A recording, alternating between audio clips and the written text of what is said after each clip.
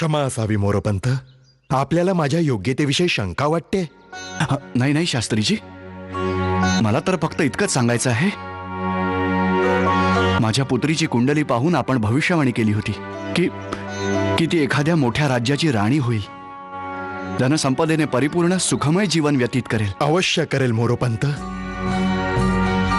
मी उच्चारलेला एक एक शब्द अक्षरशः सत्य आहे. मला तर त्या विलक्षण कुंडलीच्या द्वादश भावात विराजमान ग्रहांची स्थिती अजूनही तोंडपाठ आहे. परंतु शास्त्रीजी, माझी पुत्री तर आपण सांगितलेल्या भविष्यापेक्षा संपूर्ण विपरीत जीवन जगते. असंभव असंभव आहे हे. मोरोपंत, आपण कुंडली दाखवा. आम्ही आताच आपली शंका दूर करतो. माफी असावी शास्त्रीजी, परंतु ती कुंडली आम्हाकडून कुठेतरी गहाळ झाली आहे. जर कृपा करून आपण दुसरी बनवली तर. ठीक आहे, आपण आपल्या पुत्रीची जन्मतिथी सांगावी. जन्मतिथी कार्तिक वद्य 14 सन 1835. जन्मस्थान काशी. प्रथम भावामध्ये बुध आणि बृहस्पती एकत्र. अद्भुत अद्भुत तात्याजी, अद्भुत. फारच विलक्षण कुंडली आहे कन्या मणिकर्णिकेची. आपले महाराज गंगाधररावांच्या तेजस्वी ग्रहांशी पूर्णतः जुळते. मला हे सांगा दीक्षित की ही कुंडली आपल्याला कुठून मिळाली?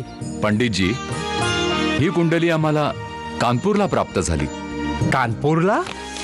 पण दीक्षित, यात तर कन्येचं जन्मस्थान काशी लिहिलंय. हीच तर समस्या आहे गुरुजी. नाहीतर आतापर्यंत आम्ही या कन्येला शोधून काढलं असतं. तात्या, जर हा योग खरंच जुळून आला तर आपल्या झाशीचं तर भाग्यच बदलून जाईल. सत्य बोलत आहात पंडितजी. आता या कन्येला शोधून काढणं हेच आमच्या जीवनाचं एकमात्र लक्ष्य आहे.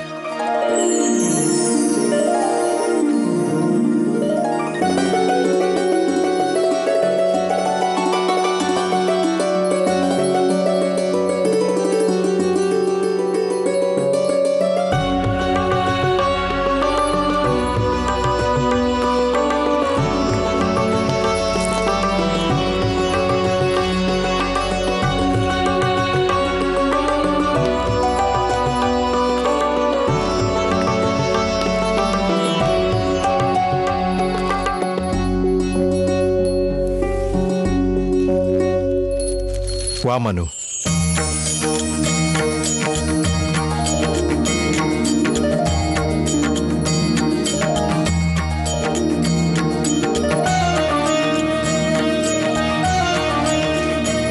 तात्या गुरु, कसा वाटला आमचा हा ध्वज? फार सुंदर आहे बाळा, फारच सुंदर. पण आश्चर्य आहे, जे हात तलवार आणि भाला चालवण्यात निपुण आहेत ते इतकी सुंदर रांगोळी पण काढू शकतात. वा. नाही नाही तात्या गुरु, ही रांगोळी तर शांताने काढली. आम्ही फक्त हा ध्वज काढलाय. हा तर बस असाच काढला. आणि करणार तरी काय? आता तर आम्ही सरावाला सुद्धा नाही जाऊ शकत. हो मनू, आम्हास ठाऊक आहे. नाहीतर या फिरंग्यांनी त्यांचा झेंडा जाळून टाकल्याचा संशयही तुझ्यावरच घेतला असता बाळा. का? आमच्यावर का घेणार? आम्हाला झेंडा जाळताना पाहिलंय कुणी? नाही, त्या झेंडा जाळणाऱ्याला पाहिलं तर नाही कोणी.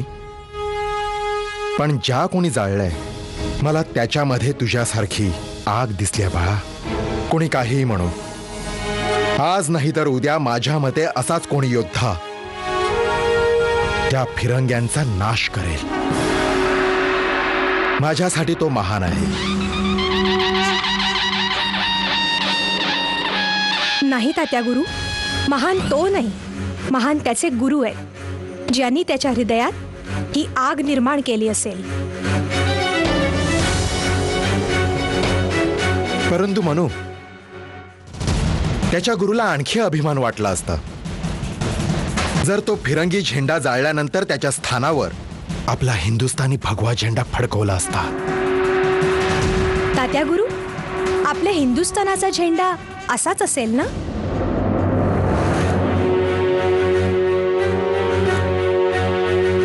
हो बाळा, असायला तर तो असाच हवा. ह्याच गोष्टीचं दुःख आहे की आपल्या देशात अनेक झेंडे आहेत. ज्या दिवशी हे अनेक झेंडे एकत्रित होऊन एक होतील ना, त्या दिवशी आपला हा हिंदुस्तान पुन्हा हिंदुस्तान बनेल.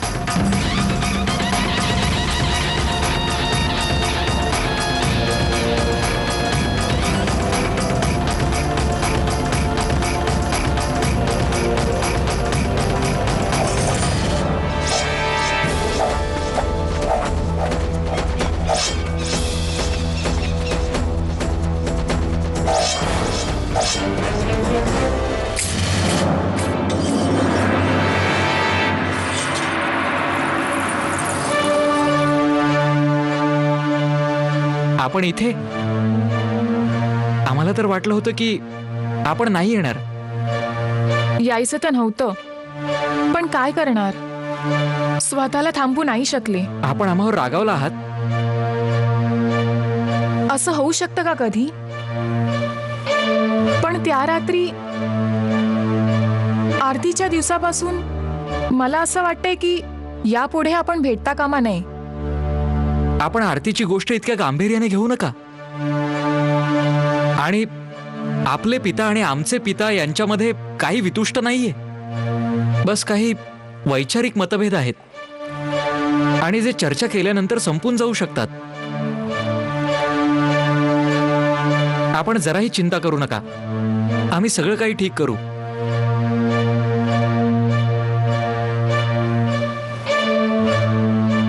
काय झालं? आपला आमच्यावर विश्वास नाही? आहे, पुष्कळ आहे. मग ठीक आहे, आपण मला अशी हिरमुसलेली नव्हे, ती हसणारी आनंदी वैशाली परत मिळवून द्या. झालं तर मग आता बस, आपण इथेच थांबा. आम्ही आपल्यासाठी भेट घेऊन येतो.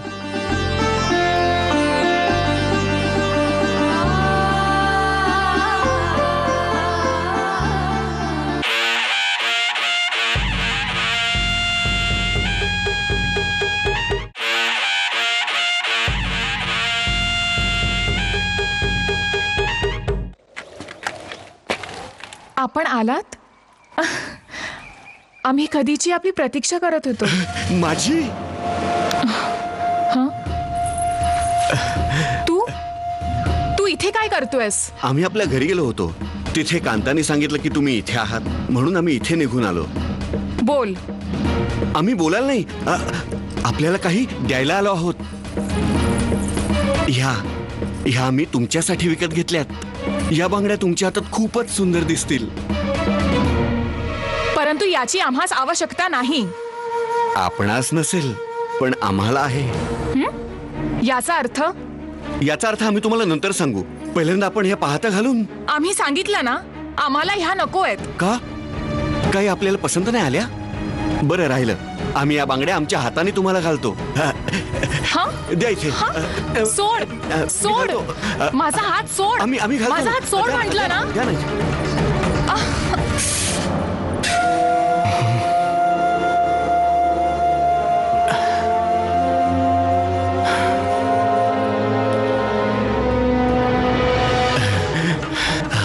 आपण आमची भेट न स्वीकारून चांगलं नाही केलं. चांगलं नाही केलं.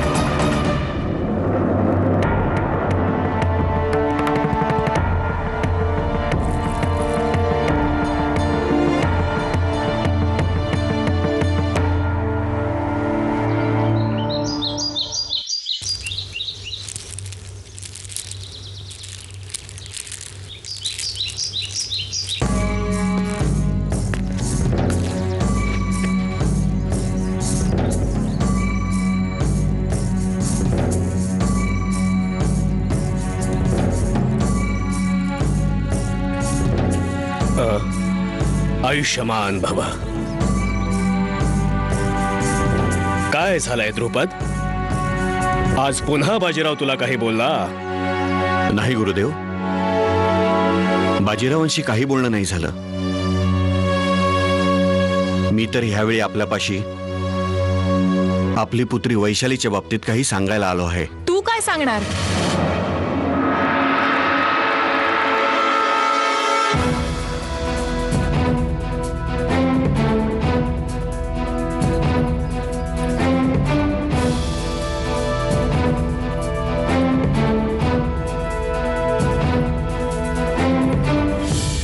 आम्ही सांगतो पिताश्री. आम्ही जेव्हा मंदिरात जायचो हा आमच्या मागे मागे यायचा.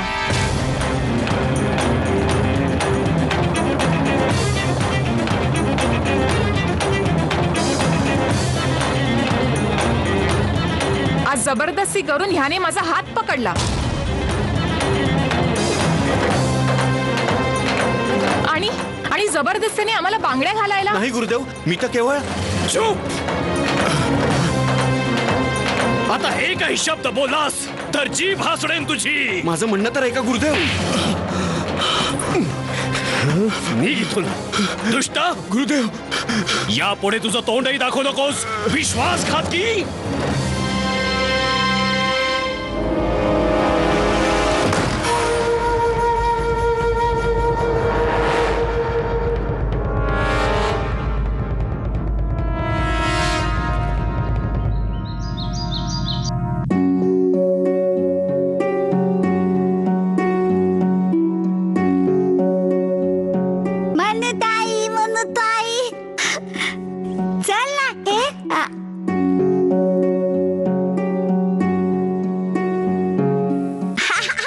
हे काय मनुताई, तू तर पोळीला चक्क धनुष्यच बनवून टाकलं.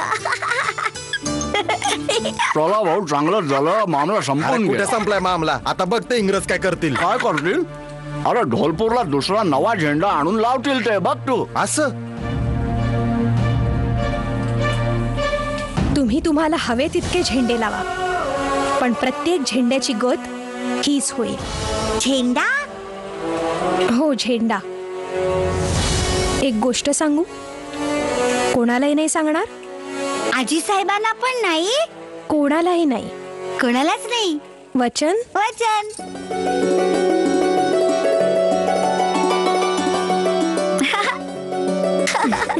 पाहायचंय? चल माझ्यासोबत.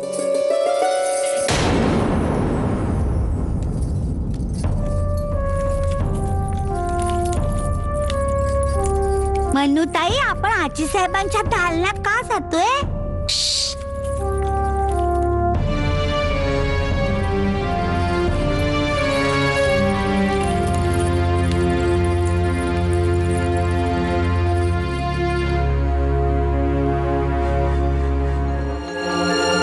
बरं ऐक, मी आज जाते. तू इथेच उभी राहून पहारा दे, आणि जर तुला कोणी आत येताना दिसलं ना, मला लगेच येऊन सांग. समजलीस? हा, समजले. जेव्हा कोणी मला आत येताना दिसेल तेव्हा मी जोरात हात मारीन. जोरात नव्हे, हळूच. बरं, हळूच. मी आत्ता येते, तू इथेच उभी राहा.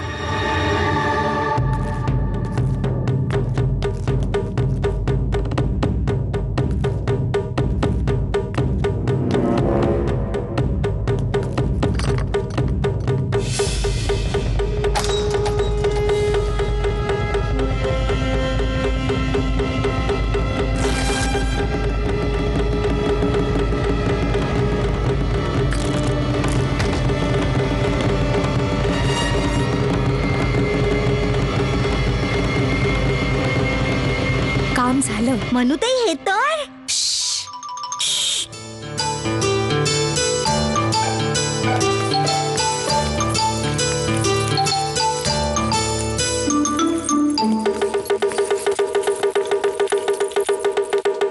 आपण काय करतोय मनुताई? आत्ता कळेल तुला.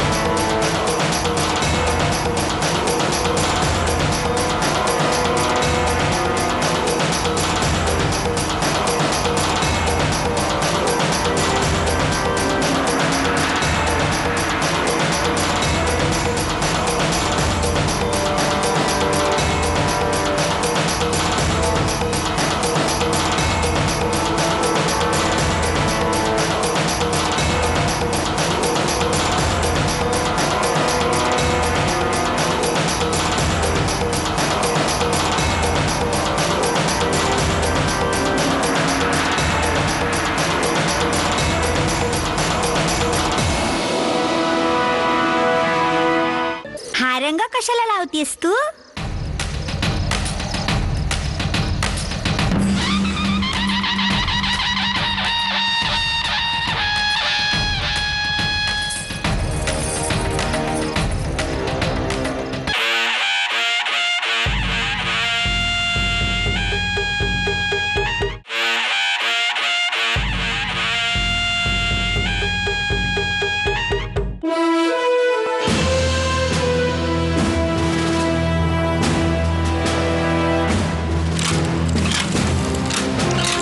सल्यूट.